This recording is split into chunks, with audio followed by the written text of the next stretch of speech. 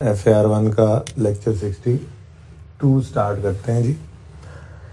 अच्छा, अब मेरे ख्याल से तो IS 8 में हमने जो बेसिक बातें सारी वो कर ली हुई हैं। मैंने आपको चेंज इन एस्टीमेट की अकाउंटिंग भी सिखा दी थी, इसमें भी हमने देख लिया, हमने नोट भी बना लिया उसका, ठीक है। उसके बाद चेंज इन पॉलिसी की अकाउंटिंग भी हमने देखी, प्रैक्टिस सेट 1 के अंदर देखी।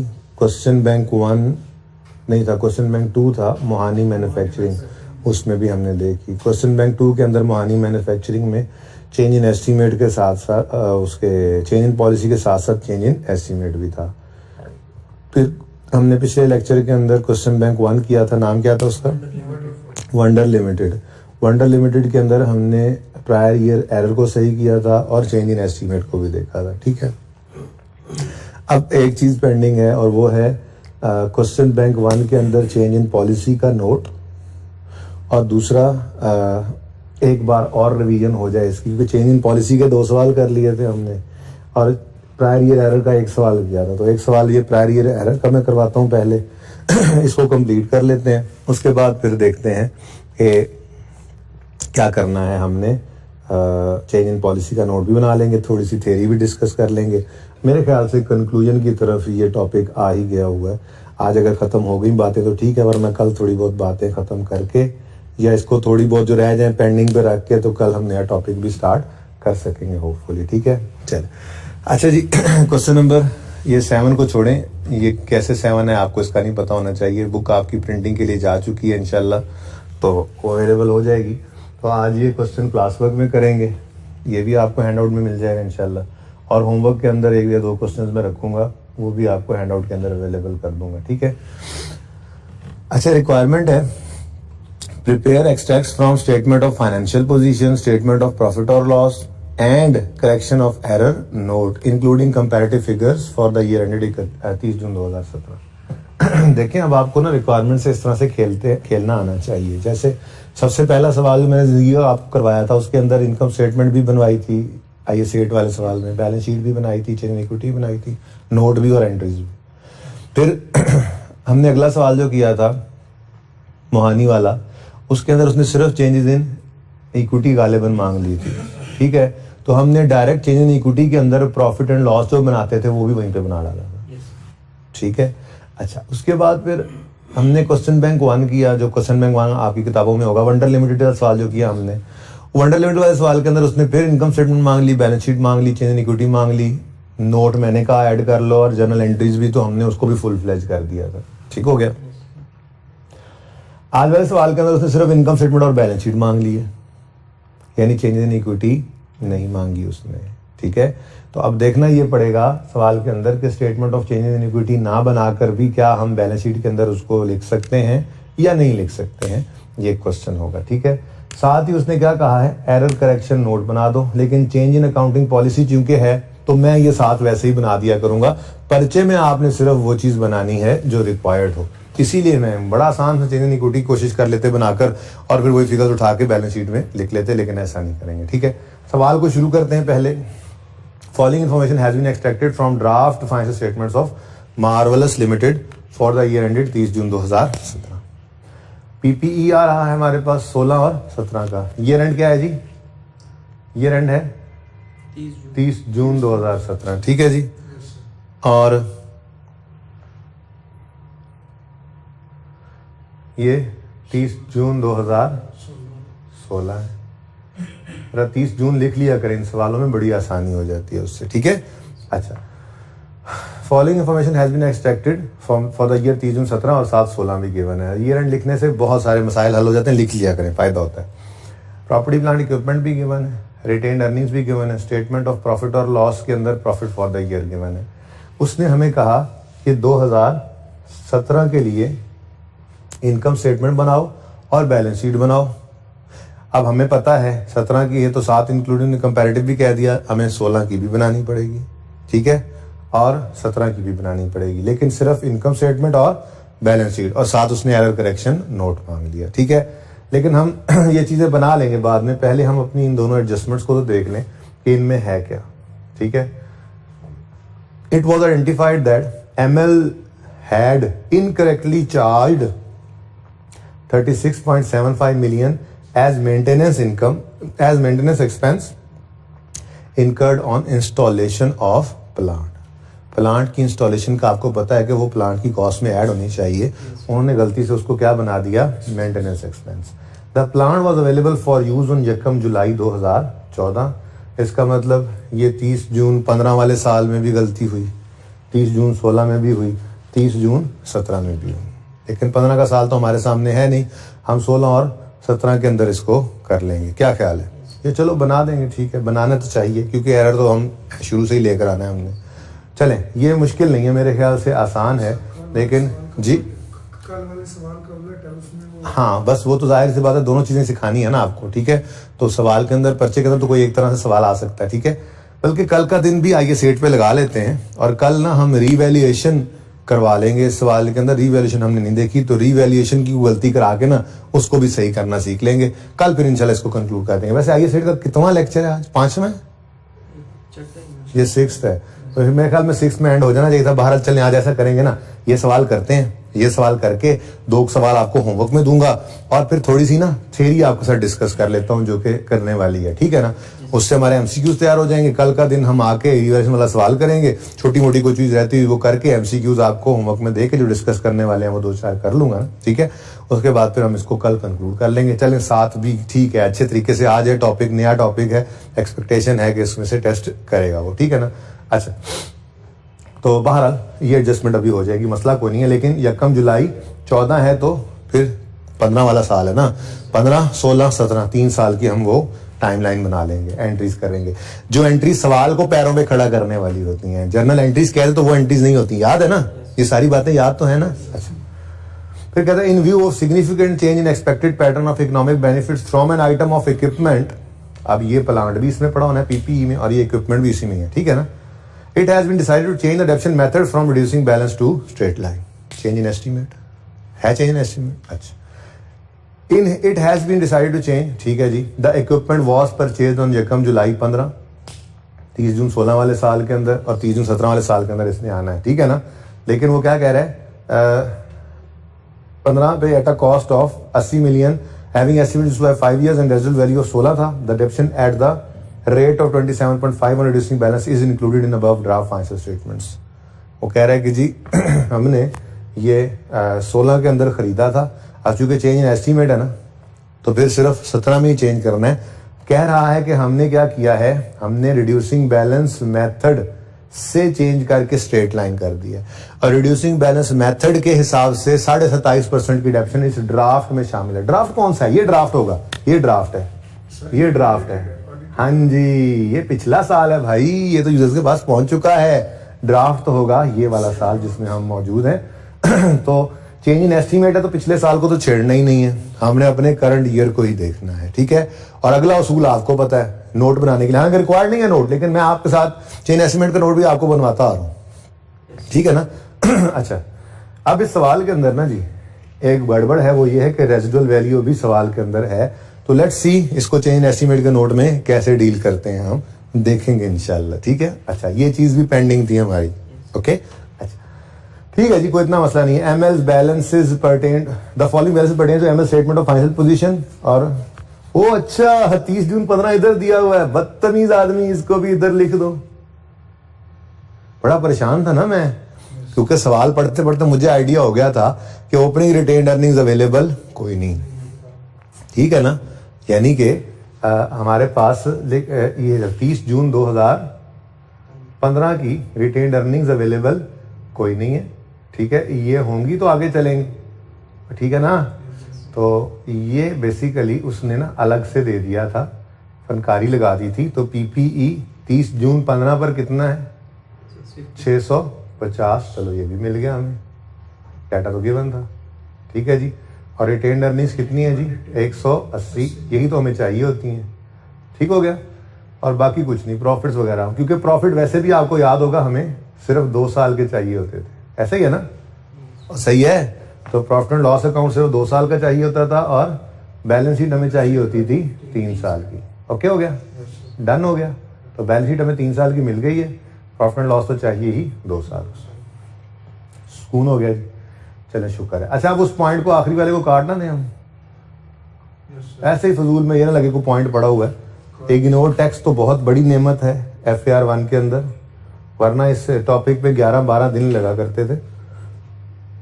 ठीक है, ये मैंने यहाँ से उठा के यहाँ पे लिख दिया। ठीक हो गया, सवाल अब इतना सा रह गया बस। तो पॉइंट नंबर 1 और पॉइंट नंबर 2, तो वर्किंग 1 हम कर लेते हैं जी, उसमें हम अपनी टाइमलाइन बना लेते हैं।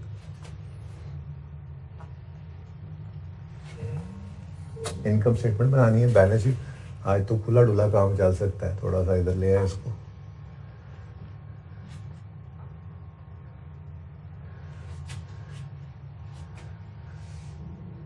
एक साल ज्यादा ही खुला डुला ना हो जाए ज्यादा ही खुला डुला हो जाए। 1 साल, 2 साल और 3 साल। चले जी, मैं तो कहता हूं ट्राई मारें।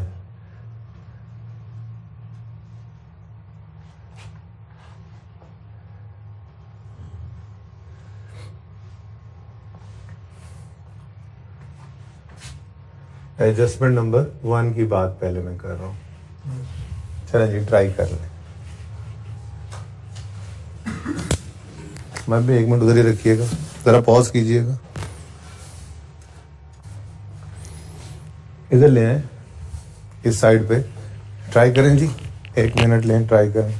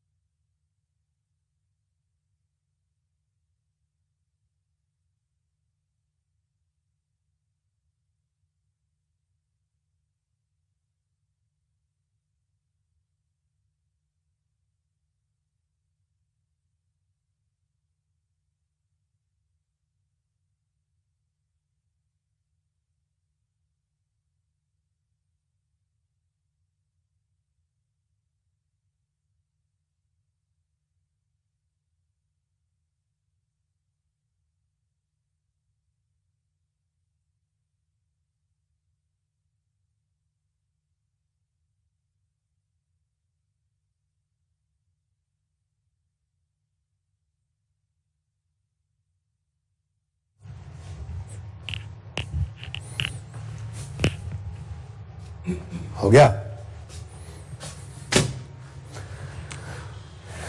It was identified that ML has incorrectly charged 36.75 million as maintenance expense।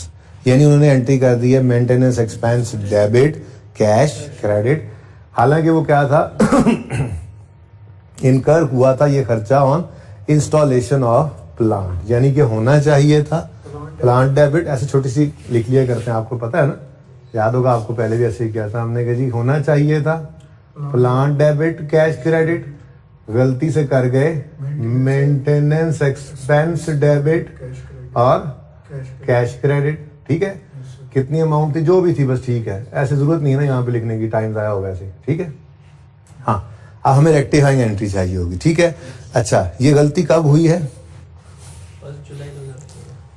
The plant was available for use on यकम जुलाई 14 and has been depreciated. It was identified, बताया नहीं हो तो फिर यकम जुलाई 14 को ही ये खर्चा उन्होंने एक्सपेंस आउट किया होगा। ठीक है, तो एंट्री रेक्टिफाइंग क्या बनेगी जी? होना चाहिए था प्लांट डेबिट, नहीं हुआ तो कर लो डेबिट प्लांट को, तो प्लांट डेबिट हो गया। और मेंटेनेंस एक्सपेंस ये होना था, नहीं हुआ कर दो, ये होना था हो गया, कुछ ना करो। मेंटेनेंस एक्सपेंस गलत डेबिट हुआ, सही करने के लिए क्या कर दो, मेंटेनेंस एक्सपेंस क्रेडिट हो गया 36.75। ठीक हो गया जी। दिल तो कर रहा है राउंड कर लूं, लेकिन चलो अब सवाल ने फिगर ही ऐसे दी हुई है।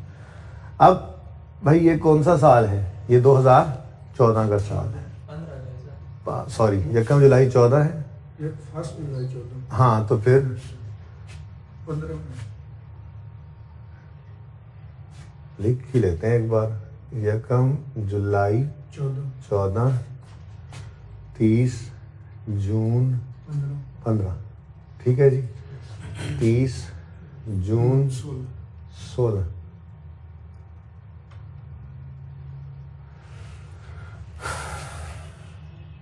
और 30 जून 17। तो ये साल हो गया 15 का, ये 16 का, और ये 17 का। ठीक है जी, ओके।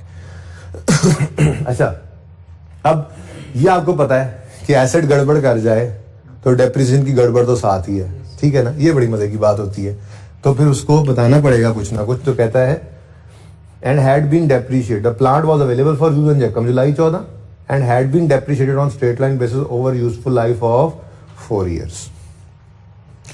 अब वो कह रहा है प्लांट डेप्रिशिएट हुआ ना, ये 36 तो प्लांट में ऐड ही नहीं हुआ था, तो डेप्रिशिएट होने से भी रह गया था। तो ये डेप्रिशिएशन रहती है तो डेप्रिशिएशन चार्ज करनी पड़ेगी। इतनी लंबी सोच कौन सोचे, सादा सी बात।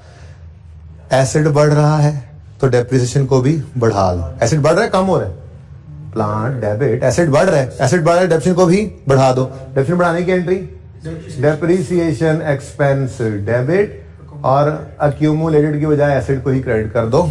बल्कि मैं तो यूं कहूंगा, इधर देखो, क्योंकि यहाँ पे प्लांट अलग से नहीं लिखा हुआ, पीपीई लिखा हुआ है, तो प्लांट की बजाय पीपीई ही कर दो डेबिट, ताकि एंट्रीज करने में, चीजों को पहुंचाने में आसानी रहे। ठीक है ना, प्रॉपर्टी प्लांट इक्विपमेंट क्रेडिट। अब हाँ भाई, डेप्रिसिएशन 36.75 डिवाइडेड बाय 4 years, ये 1 साल की डेप्शन है, और यकम जुलाई 14 से ही गड़बड़ है, तो यकम जुलाई 14 से 30 जून 15 तक पूरा साल डेप्शन होगा ना। हाँ, कितना 9.19। ये सवाल की वजह से मैंने थोड़ी सी इज्जत कर दी सवाल की, वरना हम तो आपको पता है राउंड ही कर देते होते हैं। ठीक है ना, क्योंकि सवाल ने एक्सप्रेसली ही समझो इसको पॉइंट्स में लिख दिया था, तो मैंने कहा अच्छा नहीं लगता, सवाल क्या कहेगा, बुरा लगता है, सवाल कहेगा, नाराज हो जाए सवाल कि यार मैंने सवाल लिख के तो दिया आपको। Okay, next. ये ना एक एडजस्टमेंट को मैं सामने रखता हूं, ठीक है ना, दूसरी एडजस्टमेंट जो है मैं उसको छेड़ा ही नहीं, एक को अलग देखना, ऐसे बीच में मिक्स नहीं करते चीजों को। ठीक है, अगले साल फिर ये गलती सही करेंगे, अगले साल प्लांट वाली गलती तो हर साल सही नहीं होती, वंस था, लेकिन डेप्रिसिएशन का मामला हर साल ही होगा, तो अगले साल भी डेप्रिसिएशन एक्सपेंस डेबिट और पीपीई क्रेडिट। आसान सा सवाल है, हर साल डेप्रिसिएशन सेम ही आएगी 9.19। डेप्रिसिएशन एक्सपेंस डेबिट और पीपीई क्रेडिट 9.19। ठीक हो गया जी, एडजस्टमेंट 1 इज ओवर। ठीक,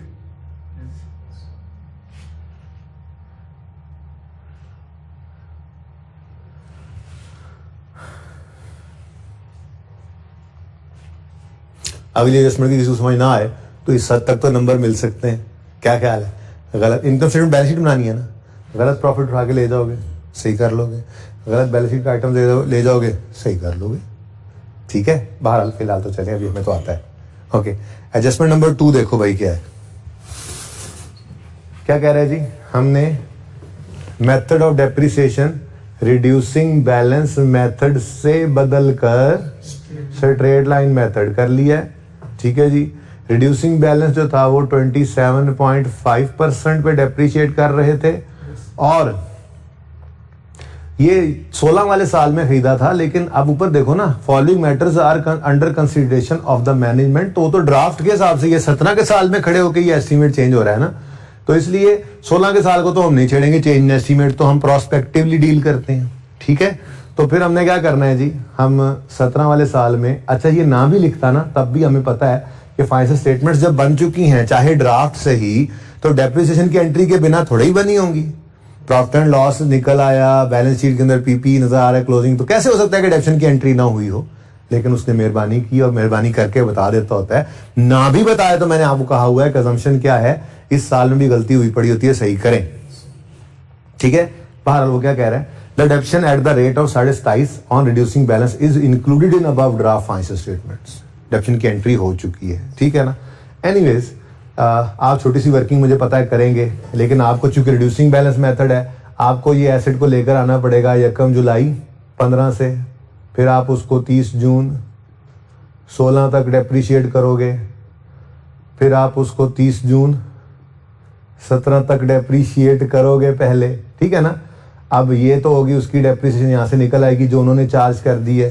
फिर आप कहोगे ओ हो स्ट्रेट लाइन मेथड से तो ये बनता है, क्या बनता है, वो कह रहे हैं the equipment was purchase and cost of 80 having useful life of 5 years, having estimated useful life of 5 years। तो भाई चेंज इन एस्टिमेट को तो आपने इफेक्टिव करना होगा 1 जुलाई 17, ये 30 जून से होना, साल के पहले दिन, और उस दिन 1 साल गुजर चुका होगा, 4 रहते होंगे, और स्ट्रेट लाइन मेथड से भी डेप्शन निकाल लेंगे। मुझे पता है आप कर लेंगे 2-3 मिनट में ये adjustment. Go ahead. Working 1 open की है ना, तो वर्किंग 2 ओपन करें। वर्किंग 2 के अंदर पुरानी वाली डेप्रिसिएशन निकालें इस तरह डिटेल वर्किंग करके, और नई वाली डेप्रिसिएशन को कैलकुलेट करें जल्दी से। उधर रहने दें आमिर भाई।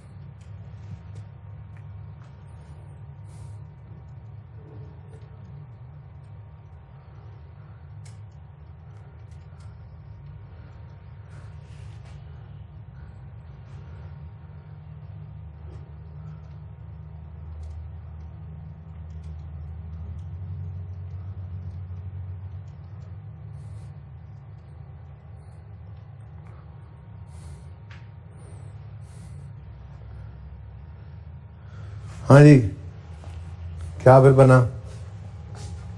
अभी चल रही है कैलकुलेशन, जल्दी करें ना यार।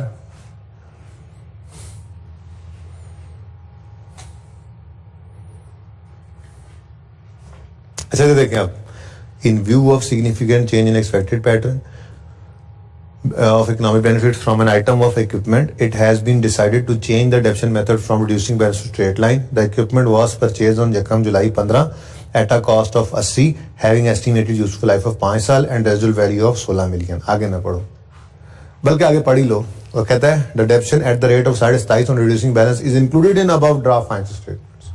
यानी अगर पुरानी बात करें तो कितनी कॉस्ट थी जी इसकी?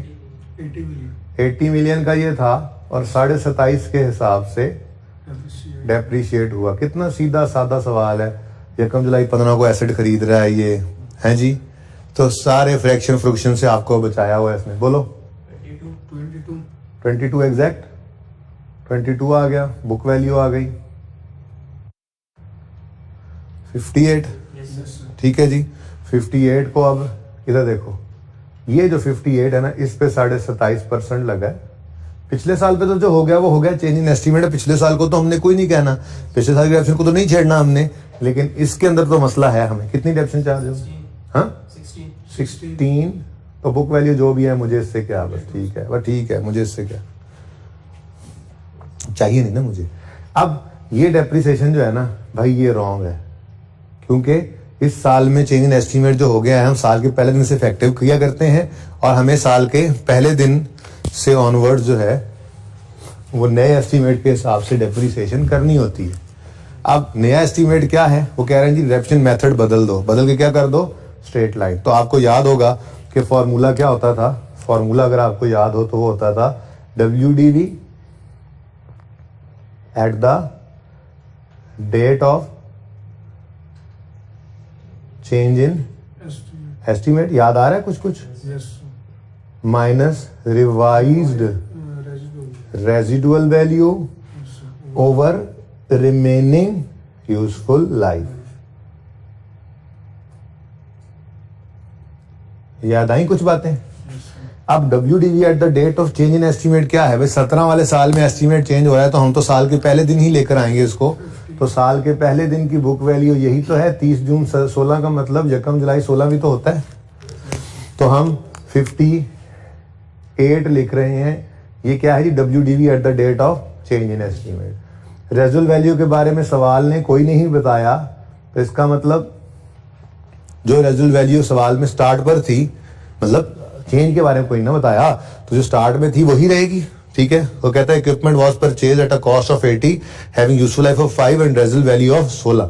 ये जो 16 पहले थी, अगर नहीं कोई चेंज आया, सवाल ने नहीं बताया, तो ये 16 ही लेंगे। बोलो।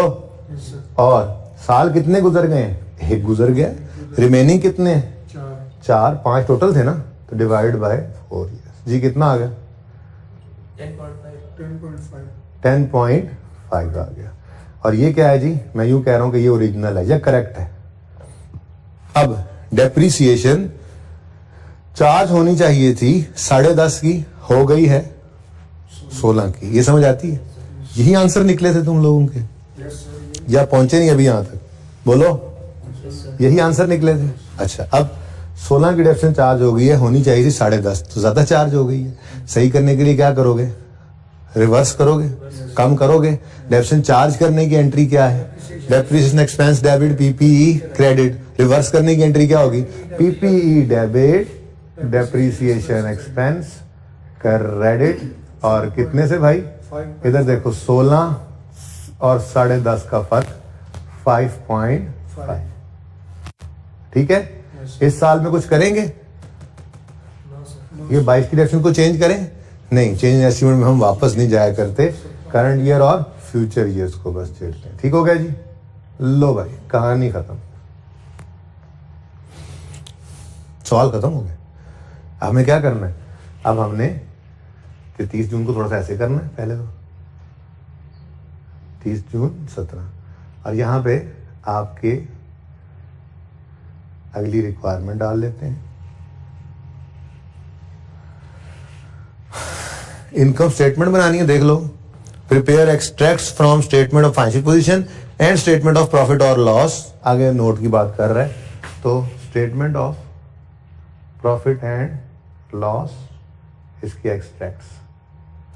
ठीक है जी, और हमें प्रॉफिट एंड लॉस के अंदर दिया ही क्या हुआ है, सिर्फ कोई एक्सपेंस दिया होता तो वो भी लिख लेते, उसे रीस्टेट करते। यहाँ पर सिर्फ क्या बताया हमें, प्रॉफिट फॉर द ईयर 85 17 का है, 65 17 का है और 85 16 का है। ठीक है, तो इधर देखो, profit for the year. Okay, अब हाँ भाई, इनकम स्टेटमेंट कितने साल की, इनकम 2 साल. 2 साल की। 30 जून 17 के लिए बनाएंगे और 30 जून 16 के लिए बनाएंगे। और बैलेंस शीट कितने साल की, 3 साल की, 15 16 और 17। पहले क्या किया करते हैं जी,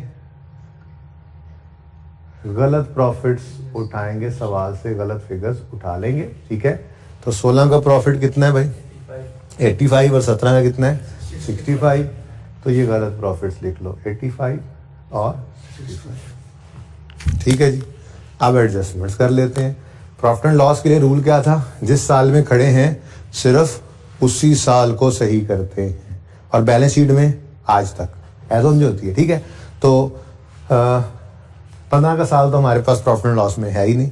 16 के साल की बात करें तो 16 के साल में डेप्रीसिएशन एक्सपेंस, डेबिट मतलब बढ़ रहा है, एक्सपेंस का बढ़ना प्रॉफिट को कम कर देगा, तो -9.19।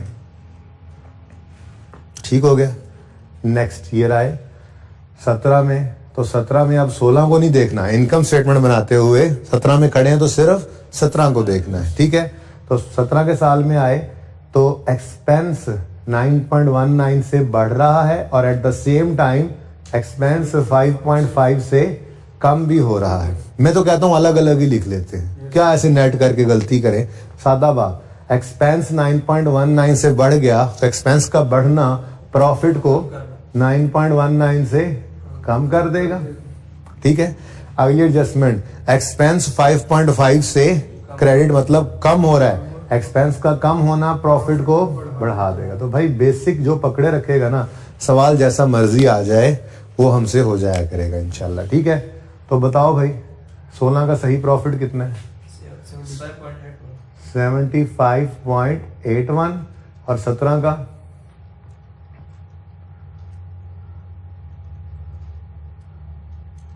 61.31.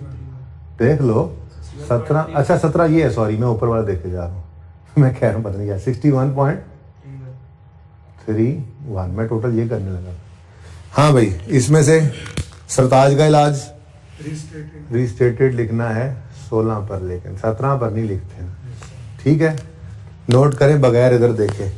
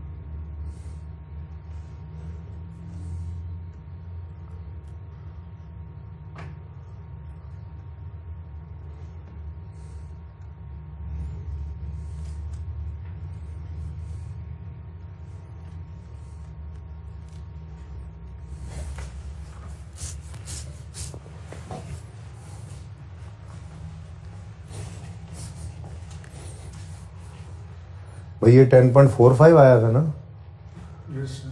राउंड क्यों किया फिर जब 2 डेसिमल पे चल रहा है? असल में ना बुक कभी आपके पास नहीं है, जब बुक आनी है ना तो आपने इस सोल्यूशन को वहां से मैच करना है। जब मैच करना है तो फिर परेशान ना हो, इसलिए मैं वही काम कर रहा हूँ जो सोल्यूशन के अंदर हुआ होना है, ठीक है ना।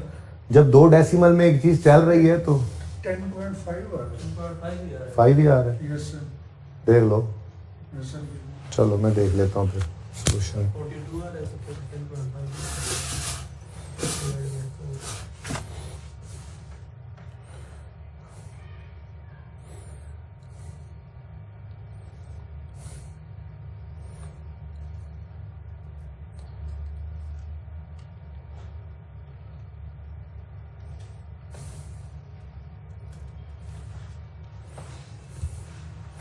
और यहाँ पे क्या आ रहा था? यहाँ पे ये 15.95 तो कहीं तो 0.5 का फर्क था ना यार। 15.95 9.5. तो इन दोनों का डिफरेंस जो है वो 5.45 बनता है, ठीक है ना। ये बेटा कोई मसला नहीं है, वो भी ठीक था, बिल्कुल ठीक था, कोई गलती नहीं है, कोई नंबर नहीं कटने।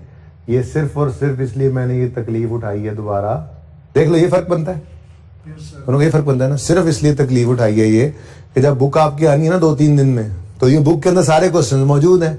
आपने ऐसा कहना हाँ ये क्वेश्चन तो हमने किया, वैसे करके सोल्यूशन ओपन करना है और साथ देखना है। तो 0.5 में तो इतना टाइम भी ना लगे आपको कि यार ये क्या हुआ, अच्छा राउंडिंग का ढूंढने में टाइम ना लगे आपको। मैं ये कह रहा हूँ कि आप, क्योंकि वहां पे थोड़ा तरतीब डिफरेंट होती है सवाल करने की, वर्किंग्स करने की थोड़ी बहुत, ठीक है ना। तो आपको आंसर एज इट इज सामने नजर आना चाहिए कि बिल्कुल सही जा रहा है, ठीक हो गया। हाँ भाई, यहां तक को मसला। No, sir. Statement of financial position, statement of financial position, इसके एक्सट्रैक्ट्स बना लेते हैं। अब इसके अंदर जो कुछ पहले गड़बड़ मौजूद है वो लिख लेते हैं। पीपीई है और रिटेन्ड अर्निंग है।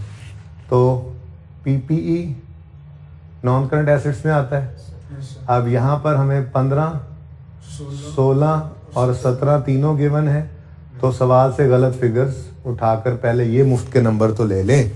तो 650, 612 और 700, 650, 612 और 700। कैसा लगा ये वैसे ये वाला टॉपिक?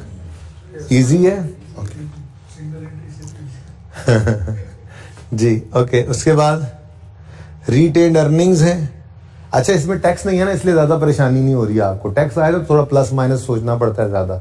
बहरहाल वो जो कोई IAS 12 FAR 2 में पढ़ते हैं तो करंट टैक्स डेफर टैक्स की मिक्सिंग जो IAS 8 के साथ होती थी उससे आप बच गए। तो वहां पे 11-12 दिन लगते थे, यहाँ पे 6-7 दिन में होता हुआ नजर आ रहा है। ठीक है, नेक्स्ट है जी रिटेन्ड अर्निंग्स और एक्सट्रैक्ट्स में ऊपर एसेट्स यहाँ पे नीचे। ठीक है, रिटेन्ड अर्निंग्स पर मसला ये है कि रिटेन्ड अर्निंग्स भी आज हमें मेरे दोस्तों यहीं पर बनानी पड़ी। क्यों, क्या वजह है? पहले तो ये जो है वो फटाफट फिगर आ जाया करती थी, रेडीली अवेलेबल होती थी। आज क्या हुआ फिर? Change in equity statement of change in equity हमने बनाई ही नहीं है। जब वो बनाई नहीं है तो फिर डायरेक्ट डायरेक्ट ही करना पड़ेगा, वो बैलेंसेस तो अवेलेबल नहीं है। चलो गलत वाली फिगर्स तो उठाएं सवाल से, फिर देखते हैं जी। 180, 240, 275, 180, 240, 240, 275। 275। लो भाई, तैयार है? Yes, sir. 15 के साल के लिए 15 को देखेंगे, उससे पहले कुछ गिवन नहीं है ना। 16 के साल के लिए 15 और 16 दोनों को देखेंगे। 17 के साल के लिए 15, 16 और 17 तीनों को देखेंगे। बैलेंस शीट है। ठीक है, तो पहले बात कर लेते हैं जी पीपीई की। प्रॉपर्टी प्लांट इक्विपमेंट 36.75 से डेबिट हो रहा है यानी बढ़ रहा है, और 9.19 से क्रेडिट हो रहा है यानी कम हो रहा है। तो दोनों को अलग अलग लिखते हैं। नेट क्या करना है ऐसे? इधर देखो आमिर भाई, यहां से ही लगा होगा फ्रेम। ठीक है ना, दोबारा इधर करने की जरूरत तो नहीं पड़ रही जी। तो 650 में 36.75 ऐड हो जाएगा, Yes, sir. डेबिट हो रहा है ना पीपीई, और फिर 9.91. 9.9119 माइनस हो जाएगा। ठीक हो गया, सही है। 16 के साल में गए, इधर देखो, तो पहले ये लिख लिया करो एज इट इज 36 पॉइंट, ये आसानी होती है, रीस्टार्ट करना होता है ना। 9.19 ठीक हो गया। अब उसके बाद ये देखो, ये हमने क्या लिखा पहले, ये देखो ये 15 था ना, 15, ये एज इट इज पहले सारा क्या आ गया, 15 आ गया। अब 16 को देखो, 16 में पीपीई 9.19 से कम हो रहा है, 9.19 से कम हो रहा है, क्रेडिट मतलब कम, तो माइनस 9.19। ये जनाब हमारा 16 वाले साल का इंपैक्ट आ गया। अब इधर देखो, जब 17 में गए तो पहले आंखें बंद करके ऊपर वाला सारा एज इट इज रीस्टार्ट करना है ना, इसको उठा के ऐसे लिख लो 36.75 माइनस 9.19 माइनस 9.19। इधर देखो ये सारे का सारा क्या है, 16। ठीक है ना, सारे का सारा क्या है, 16। अब आए 17 पे, तो 17 के अंदर पीपीई 9.19 से क्रेडिट हो रहा है यानी कम, कम हो रहा है। और पीपीई 5.45 से डेबिट हो रहा है यानी बढ़ रहा है 5.45। यार इसको ना, ताकि जरा अच्छी सिमेट्री रह जाए, इसको 15 कर लें। ठीक है जी, इसको 16 कर लें, वो भी ऊपर से चेंज ही कर देते हैं ना, 61.31। ठीक है, और जब बैलेंस शीट की बारी आएगी तो ये 17, सॉरी तो 30 जून 17 आएगा, 30 जून 16 आएगा, और 30 जून 15 आ जाएगा। ठीक है ना, और सरताज का इलाज रीस्टेटेड लिखा हुआ था ऊपर हमने। ठीक है ना, अच्छा लो भाई, रीस्टेटेड क्यों, इधर देखो, इसको जो बैलेंस शीट इनकम स्टेटमेंट गई होगी पिछले साल, उसमें 85 का प्रॉफिट था। आज आप जब फाइनेंशियल स्टेटमेंट्स को भेज रहे हैं तो उसमें आप कंपैरेटिव में 75 लिख रहे हो तो उसको बताओ रीस्टेटेड है, और आगे बताओगे जाहिर है आप नोट के अंदर जाके, ठीक है ओके। क्योंकि 17 ड्राफ्ट है तो इसका प्रॉफिट 65 था, आपने 61 दे भी दिया, उसको क्या पता 65 था पहले, इसलिए इसके ऊपर रीस्टेटेड नहीं लिखते थे। हर रोज वही बातें दोबारा दोबारा हम कर रहे होते। ओके अच्छा, नेक्स्ट आता है जी, अब सॉरी बैलेंस शीट बन रही थी बल्कि बन गई है, 15 का बता दो। 677.56 लेकिन रीस्टेटेड लिखना मत भूलना। उसकी वजह ये देखो, उसकी वजह ये है कि जो 30 जून 15 को उसको बैलेंस शीट गई है उसमें 650 के पीपी नजर आ रहे हैं, ठीक है। नेक्स्ट ईयर 16 में 630.70 अच्छा 630.37, लेकिन इसको भी क्या करना पड़ेगा आपको, रीस्टेटेड लिखना पड़ेगा, क्योंकि 16 के साल में जो रिटेन अर्निंग उसको गई हुई है वो पीपी जो गया वो 612 है, आप 630 बता रहे हैं। हाँ 17 के साल में रिलैक्स रहे, 714.63 इसके ऊपर रीस्टेटेड लिखने की जरूरत नहीं। ठीक हो गया। नेक्स्ट रिटेन्ड अर्निंग्स, कोई टेंशन की बात नहीं है। रिटेन्ड अर्निंग्स डायरेक्ट बनाई तो थी आपने, वो जो आपने स्टेटमेंट इक्विटी डायरेक्ट बनाई थी उसमें क्या था, ओपनिंग में प्रॉफिट की एडजस्टमेंट ही तो थी, ठीक है ना, तो कोई मसला नहीं है। आपने ये क्लोजिंग रिटेन्ड अर्निंग्स पकड़नी है 180 जो लिख चुके हैं आप, ठीक है। और इसमें देखना है, देखो मेरी बात सुनो, सादा सी बात है, 15 के साल की गलतियों को 15 की रिटेन्ड अर्निंग में सही करना है या नहीं करना। अब रिटेन्ड अर्निंग में क्या जाना है, पीपीई के इम्पैक्ट में जाना है, एसेट्स लायबिलिटीज में जाना है, नहीं रिटेन्ड अर्निंग्स में एसेट्स लायबिलिटीज के इम्पैक्ट में नहीं जाना। रिटेन्ड अर्निंग में हमने डालने हैं इनकम्स एक्सपेंसेस के इफेक्ट को, क्योंकि प्रॉफिट एंड लॉस तो हमारे पास इस 15 के साल का है नहीं। मैंने माना कि यहां से आप प्रॉफिट उठा सकते हो, लेकिन चूंकि रिटेन्ड अर्निंग्स बना नहीं रहे इसलिए हर इम्पैक्ट को डायरेक्ट लेना भी सीख ही लेते हैं। हो सकता है कभी प्रॉफिट एंड लॉस ना बनवा, डायरेक्ट ही बैलेंस शीट बनवा दे, फिर क्या ख्याल है, समझ रहे हो, ठीक है ना। तो हम 1 बाय 1 शुरू करते हैं 15 के साल में, लेकिन बैलेंस शीट है, रिटेन्ड अर्निंग्स एज ऑन होती हैं आज तक के प्रॉफिट्स, तो रीस्टार्ट भी करना पड़ेगा, ठीक है। तो डायरेक्ट रिटेन्ड अर्निंग बना रहे हैं इस सवाल के अंदर हम।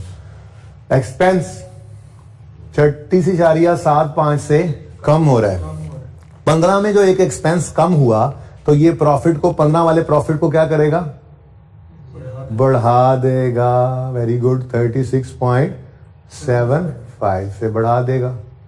आगे बढ़ो, और फिर एक एक्सपेंस है जो डेबिट यानी बढ़ रहा है 9.19 से। इस एक्सपेंस का बढ़ना 15 के प्रॉफिट में 15 के साल में एक एक्सपेंस बढ़ रहा है, तो उससे 15 के प्रॉफिट्स कम होंगे, लेकिन वो प्रॉफिट्स कहां पड़े हैं, रिटेन्ड अर्निंग्स में पड़े हैं, तो रिटेन्ड अर्निंग्स में -9.19 कर दो, ठीक है, सही है ना। आगे बढ़ते हैं, 16 के साल में आए तो उधर 16 के साल में जाने से पहले हमने क्या किया, क्योंकि बैलेंस शीट बन रही है, रीस्टार्ट करना है, तो पहले एज इट इज 15 आ जाएगा। क्यों, और भाई रिटेन्ड अर्निंग्स तो एज ऑन है ना, जो पिछले साल प्रॉफिट के इम्पैक्ट पड़े हैं रिटेन्ड अर्निंग्स पे, वही क्लोजिंग तो ओपनिंग नहीं ना बन गया आपका सही किया हुआ, उसने तो अपना क्लोजिंग ओपनिंग बनाया होगा जिसमें ये इम्पैक्ट नहीं होंगे। तो यहां पे भी वही उसूल है जो ऊपर उसूल है, बैलेंस शीट के हर आइटम के अंदर हमने रीस्टार्ट ही करना होगा। अब ये तो असर आ गया वही 15 का, ये देखें ये 15 था, ये 15 आ गया। अब 16 की बात करते हैं। अब 16 में आए, 16 में क्या हुआ जी, एक्सपेंस 9.19 से बढ़ गया, एक्सपेंस का बढ़ना प्रॉफिट को कम कर देगा 9.19 से, ठीक हो गया। अब जब 17 में जाओगे तो ये सारा जी ये 16 है, तो पहले 16 को लिखो, फिर जा सवाल के अंदर साल को देखना ही बाद में, बैलेंस शीट करते हुए हमने रीस्टार्ट करना है चूंकि, तो पहले हम क्या करेंगे, सारे का सारा पुराने वाला लिख देंगे। सही लिख दिया मैंने, सही है ना, अच्छा बराबर नहीं तो आ रहा, मैं इसलिए कहा। अब आओ 17 में, 17 में एक एक्सपेंस 9.19 से बढ़ गया, एक्सपेंस का बढ़ना प्रॉफिट को कम कर देगा, और फिर एक एक्सपेंस कम हो गया, एक्सपेंस का कम होना प्रॉफिट को बढ़ा देगा। ठीक है जी, 5.45। तो मेरे ख्याल में तो कहानी खत्म हो गई है। लो भाई, रिटेन्ड अर्निंग्स 207.56, लेकिन ऊपर रीस्टेटेड लिखा हुआ है। क्यों? इधर देखो, जो आप दिखा रहे थे रिटेन्ड अर्निंग्स, उसको जो भेजी हुई हैं वो 180 की थी, बदल गई हैं। ठीक है, नेक्स्ट 258.37, 258.37, नेक्स्ट 289.6, 289.63। ठीक है भाई। Yes sir.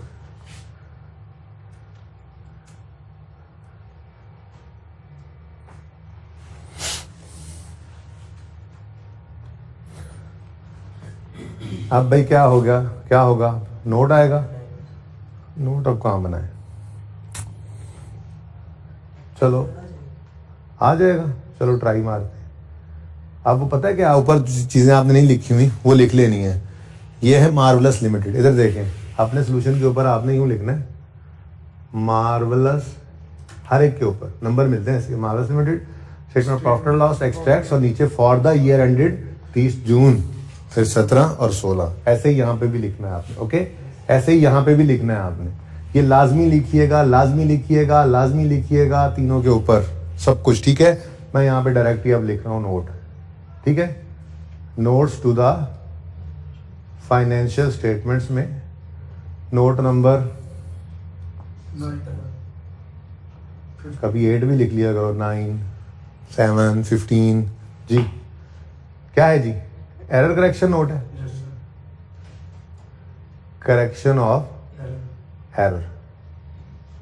और ये अंग्रेजी आवाज तो मैं नहीं लिखवा रहा, ये आपने लिखवा दी ना भाई दोनों सवालों के अंदर एक एक बार। ठीक है, यहाँ पे क्या लिखोगे? ये एज इट इज पॉइंट उठा के लिख दोगे। ML एज इनकरेक्टली चार्ज इतने, एज मेंटेनेंस कॉस्ट, बस कहानी खत्म। तो अंग्रेजी लिख दोगे। शुरू स्टार्ट कर तो मैं, इट वॉज आइडेंटिफाइड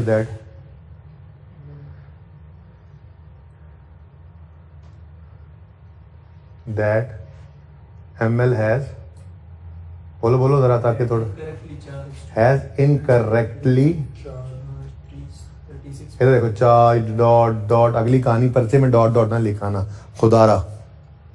ठीक है, ये सारी कहानी पर्चे में लिखने के बाद क्या लिखते थे आगे? Effect of effect of correct, change in policy या करेक्शन? करेक्शन हाँ जी, effect of correction on relevant items, line items of financial statements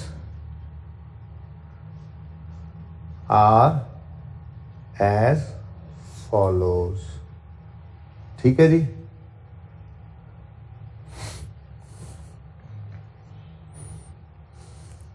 अच्छा जी, अब items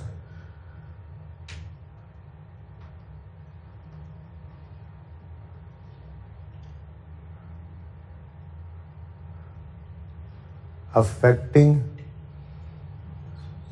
statement of comprehensive income। अच्छा, स्टेटमेंट ऑफ कम्प्रीहेंसिव इनकम कितने साल की बनेगी भाई? बोलो बोलो बोलो।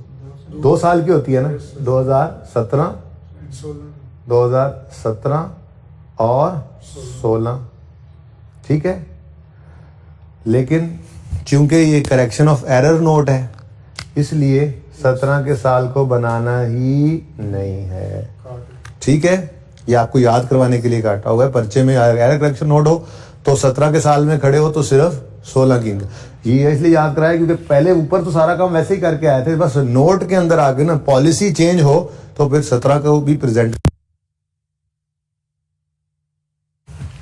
अच्छा जी, माजरत, जरा एक ब्रेक लगवाई गई बैटरी की वजह से। अच्छा, अगर आप लोगों की इजाजत हो तो बल्कि यूं लिख देता हूं, 30 जून 17 और 30 जून 16। ठीक है, तो ये हम कर चुके थे। अगर मैं कह रहा था आप लोगों की इजाजत हो तो मैं आइटम्स अफेक्टिंग SOFPs के बाद आता है, लेकिन जगह नहीं है, इस तरफ लिख दूं? Yes sir. आप लोग तो तरतीब से ही लिखेंगे ना? Items affecting Statement. SOFP पूरा लिखना है आपने पर्चे। अब इधर देखें, ये अब बैलेंस शीट 3 साल की बनती है, बोलो। Yes, sir. 30 जून 17, 16, 30 जून 16 30 जून 15, और 30 जून 15. 15। ठीक है जी। लेकिन चूंकि एरर करेक्शन नोट है तो इसलिए 17 नहीं बनाना आपने, 16 और 15 बना देना। करें शुरू, चलो। हाँ जी, अपनी रेक्टिफाइंग एंट्रीज में देखो, मेंटेनेंस एक्सपेंस इंपैक्ट पड़ रहा है, पड़ रहा है नहीं पड़ रहा? मेंटेनेंस इंक्रीज डिक्रीज की जगह नहीं छोड़ी, ठहर जो इंक्रीज भी हो सकता है डिक्रीज भी हो सकता है। मेंटेनेंस एक्सपेंस है, चलो देखते हैं भाई। सिर्फ 16 को देखना है, सुकून हो गया। और इनकम स्टेटमेंट बनाते हुए 16 के साल में सिर्फ 16 को ही देखोगे। हाँ भाई, तो 16 के साल में तो मेंटेनेंस एक्सपेंस हिट हो ही नहीं रहा, पुरसुकून जिंदगी, काट दो। ठीक है, ओके। फिर डेप्रीसिएशन एक्सपेंस है, डेप्रीसिएशन एक्सपेंस ये तो है भाई सर 16 में। डेप्रीसिएशन एक्सपेंस 9.19 से डेबिट हो रहा है यानी बढ़ रहा है, तो increase in Depreciation. Depreciation expense कितने से? 9.19 से। ठीक हो गया बेटा। उसके बाद दूसरी चीज जो हिट हो गई थी 16 के साल में, वो है 16 के साल का प्रॉफिट। तो प्रॉफिट फॉर द ईयर के लिए प्रॉफिट लॉस देखने की जरूरत नहीं, हम हर चीज ही एंट्रीज से बनाते हैं।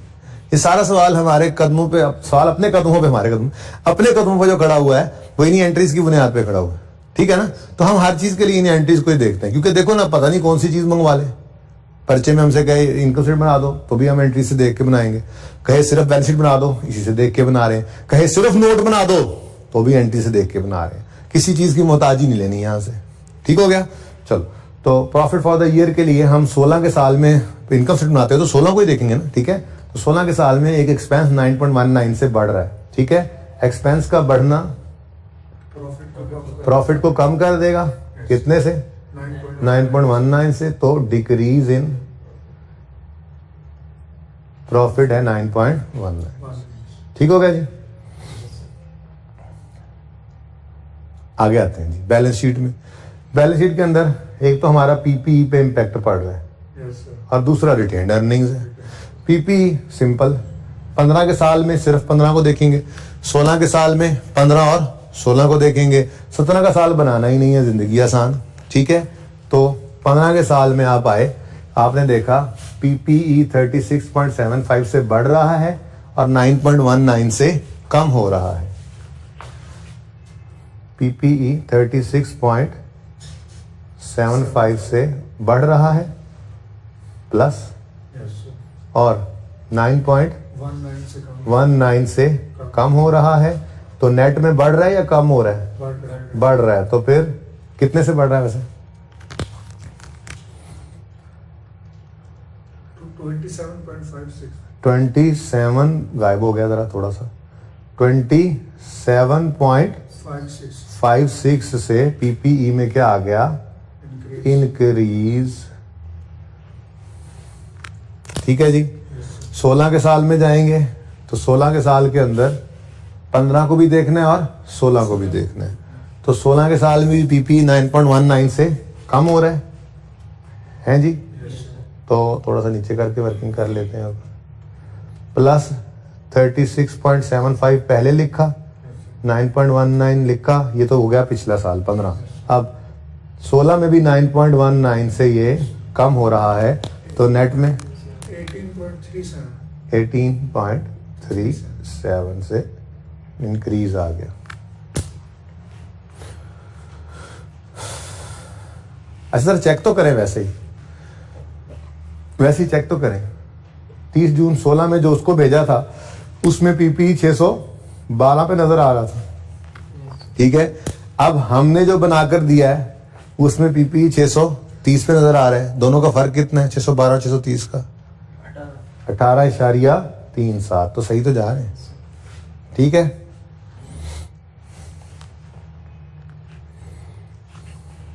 Okay next. Next thing is retained earnings. क्या चीज जी? और रिटेन्ड अर्निंग्स के लिए भी मैंने मुश्किल वाला तरीका आपको सिखाया होगा। आसान तरीका तो पता है क्या है? आसान तरीका तो ये है, आपने 207.56 निकाली रिटेन्ड अर्निंग्स, ठीक है। सवाल में गिवन है 180, तो आपकी रिटेन्ड अर्निंग्स 180 से बढ़ के 207.56 होगी। कितना फर्क पड़ता है? 27.56, ठीक है। लेकिन मैंने आपको मुश्किल वाला तरीका सिखाया हुआ है। वो मुश्किल तरीका क्या है जी?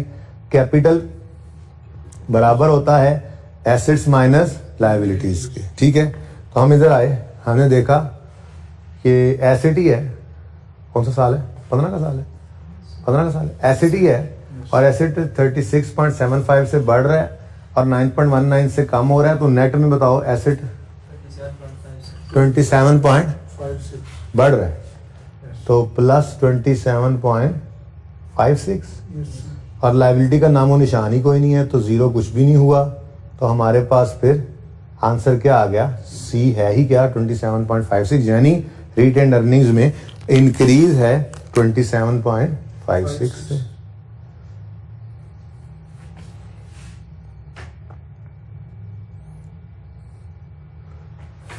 ठीक है जी।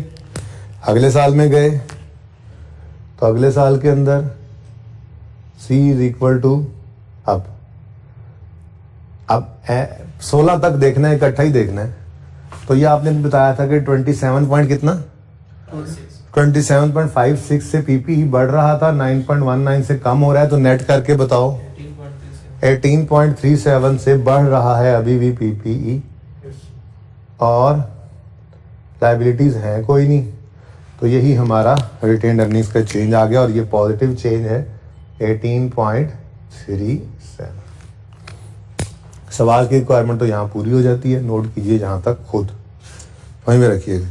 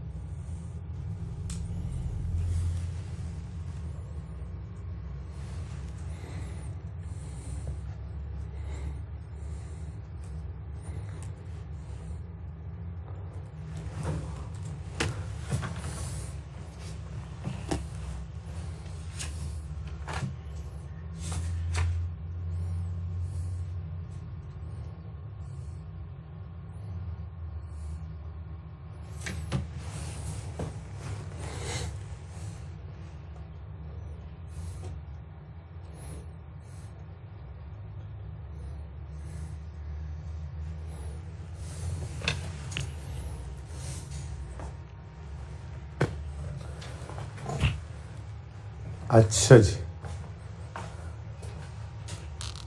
उसके बाद भाई अगली चीज जो एक एडिशनल चीज है वो है चेंज इन पॉलिसी का नोट। और आज इसमें ना असल में रेजिडुअल वैल्यू भी आ गई है, ठीक है। इस सवाल में रेजिडुअल वैल्यू है ना, इसलिए मैं चाह रहा हूँ कि ये भी बना ही लें एक बार। रिक्वायर्ड नहीं है सवाल में, लेकिन चलो नोट नंबर 9 मैं यहाँ पे लिख लेता हूँ जी, change in estimate.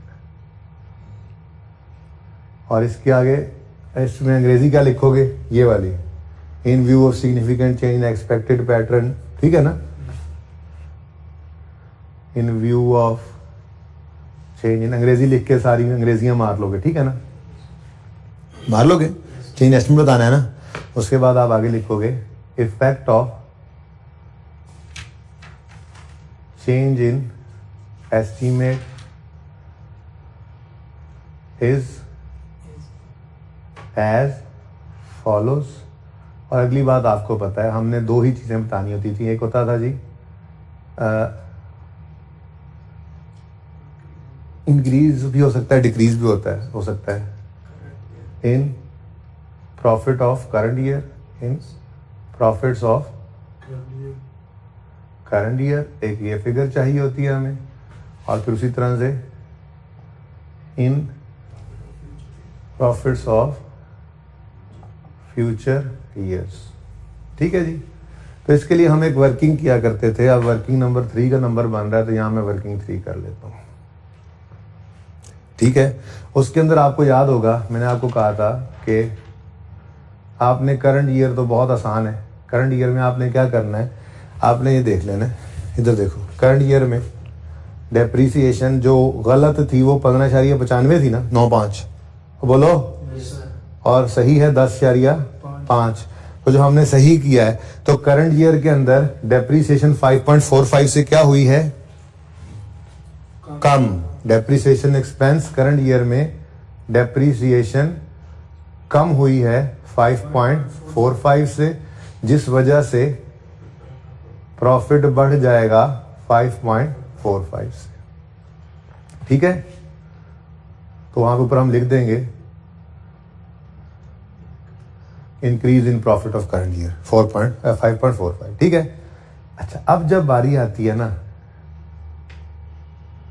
Future years की, तो ये तो एज इट इज आना ही आना है, ये तो पहले से ही सिखा दिया था। डेप्रीसिएशन बढ़ा लो 5.45 से और प्रॉफिट्स को कम कर लो।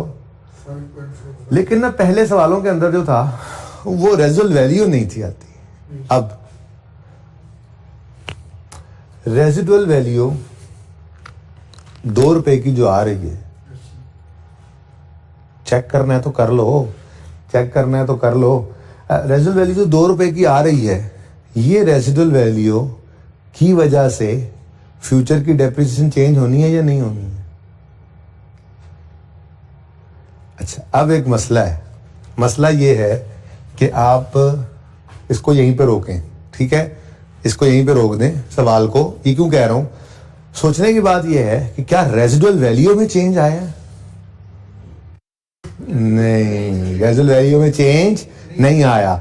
मतलब ये जहन तो बना लेना पहले कि अगर रेजिडुअल वैल्यू बदल जाती तो उसकी वजह से भी डेफिसिट में तो फ्यूचर में चेंज आना था या नहीं आना था, ठीक है ना। तो फिर हम उसको भी यहां पर कंसीडर करते हैं। अब मसला क्या है, मसला ये कि वो 16 रुपए की रेजिडुअल वैल्यू पहले 27.5 का रेट निकालने के लिए इस्तेमाल हुई थी, और वही 16 की रेजिडुअल वैल्यू अब भी यूज हो रही है। इसका मतलब अभी भी हमारा नोट वही का वही बन गया। मैं ट्राई करूंगा कोई और ऐसा सवाल मिल जाए जिसमें रेजिडुअल वैल्यू बदले, ताकि हम उसका इंपैक्ट यहां पर लेकर आए, ठीक है। क्लियर है ये बात? चलो, बाहर सुकून जिंदगी के अंदर increase in profit of current year है 5.45 और decrease in profits of future years. अच्छा है ना, ये तो पक्का होता जाए, ठीक हो गया जी। ये फरमाइशी नोट था। ये चेंज इन एस्टीमेट का नोट क्या है जी? फरमाइशी। बाकी ये रिक्वायरमेंट थी, ओके, ये भी रिक्वायरमेंट थी और ये भी रिक्वायरमेंट। डन हो गया? तो अब काफी पक्का होगा ये टॉपिक मेरे ख्याल से, ठीक है। हाँ, चेंज इन पॉलिसी का नोट बनाना है अभी हमने मोहानी वाले सवाल में। नहीं, मोहानी वाला सवाल ही था ना, चेंज इन पॉलिसी 5 से आपको में गए थे। हाँ, तो चले ठीक है। आपको मोहानी वाला सवाल हैंडआउट में मिला हुआ है, Yes, sir. उसका आपने सवाल भी किया हुआ है। तो अपना होमवर्क लिखना शुरू करें। अब होमवर्क लिखना शुरू करें। क्लास वर्क मैंने क्या करवाया आपको जी? मार्वलस लिमिटेड, ठीक है जी। मार्वलस लिमिटेड सिर्फ सवाल किया हमने। हाँ, इसमें एक एडिशनल हमने स्टेटमेंट ये चेंज इन एस्टीमेट का भी नोट बना दिया था। अच्छा, उसके बाद होमवर्क के अंदर सबसे पहले आप क्या लिखेंगे जी? मोहानी मैन्युफैक्चरिंग लिमिटेड वाला जो सवाल है, उसके अंदर सवाल मैंने आपको करा दिया था। आपने क्या करना है, कल मैं फिर बनवाऊंगा। Prepare change in policy note, prepare change in policy note, ठीक है जी। उसके बाद एक सवाल और आपके हैंडआउट्स के अंदर होगा। अच्छा, ये देखें, पास पेपर के अंदर एक सवाल है डैफोडिल लिमिटेड। ये आपको टेस्ट में दे दिया था, आपने ये कर लिया था, हमने डिस्कस भी कर लिया होगा, ठीक है। तो इसलिए 3 सवाल हैं पास पेपर के इस टॉपिक में हमारी किताब में जो होंगे, वो तीनों हम अल्हम्दुलिल्लाह कर चुके हैं। मतलब एक कर चुके हैं, 2 भी आप होमवर्क में कर लेंगे। अच्छा, आईके क्वेश्चन बैंक की अगर बात करें तो आईके क्वेश्चन बैंक में ये कोल लिमिटेड वाला सवाल है, इसके अंदर रीवैल्यूएशन के अंदर गड़बड़ है। ये इंशाल्लाह मैं कल खुद करवाऊंगा आपको, ठीक है। मैंने आपको मार्वलस वाला सवाल करवा दिया, ठीक है जी। उसके बाद आसिफ इंजीनियरिंग लिमिटेड, ये सवाल आपके हैंडआउट्स के अंदर होगा, ठीक है जी, जो मैं अभी आपको दे दूंगा ना। आसिफ आज शाम तक आ जाएंगे, आसिफ इंजीनियरिंग लिमिटेड, ठीक है जी। ये सवाल भी आसान है, इंशाल्लाह आप कर लेंगे, एक नजर डाल के देखें। उसने पीपी दे दिया, स्टोर स्पेयर दे दिए, रिटेन अर्निंग्स दे दी, नेट प्रॉफिट दे दिया। आगे कहता है कि जी असल में ना पिछले 3 साल में वो भाई साहब जो थे स्टोर स्पेयर्स को क्या करते आ रहे थे, एक्सपेंस आउट करते आ रहे थे, लेकिन उन्होंने सोचा कि ये पॉलिसी जो है ना हमारी, ये सही नहीं है, और जिनकी भी लाइफ गालिबन 1 साल से ज्यादा है हम उनको कैपिटलाइज करेंगे। तो उसने पिछले 3 साल में फिर बताया आपको, ठीक है, कि पिछले 3 साल के अंदर ये देखो स्टोर स्पेयर्स कितने थे, 73, 80 और 70, ठीक है। फिर उसने ये कहा कि ये तो स्टोर स्पेयर्स थे ही, लेकिन ये वो पार्ट्स हैं जिनकी लाइफ 1 साल से गालिबन ज्यादा थी। तो बेसिकली ये एडिशन पिछले 3 साल से रिकॉर्ड करता हुआ लाना है हमने, और उसकी डेप्रिसिएशन को भी देखना है। तो इसको भी ट्राई किया जा सकता है, क्या ख्याल है? किया जा सकता है। इनकम स्टेटमेंट बनानी है, बैलेंस शीट बनानी है, चेंजेस इन इक्विटी बनानी है, ओके, ठीक है। तो एक ये सवाल आपके होमवर्क में होगा। चलें फिलहाल इसको एक को ही रख लें, ठीक है, एक सवाल ही रख लें ये वाला, ठीक है। और थ्योरी भी इंशाल्लाह अब मैं कल ही पढ़ाऊंगा, आज जरा बच्चे भी कल आ जाएंगे, ठीक है। तो आपने लाजमी आसिफ वाला सवाल भी करके आना है, और ये जो मार्वलस वाला सवाल है, ये मार्वलस सवाल भी दोबारा कर लेना है, ठीक है। और प्रैक्टिस सेट 1 तो खैर 4-5 दफा आप कर चुके होंगे, ठीक है। तो इसका नोट बना लें ताकि मैं भी इसका नोट कल आके बनवा दूं, ताकि हमारे अच्छे 4 से 5 सवाल इसके तैयार हो जाएं।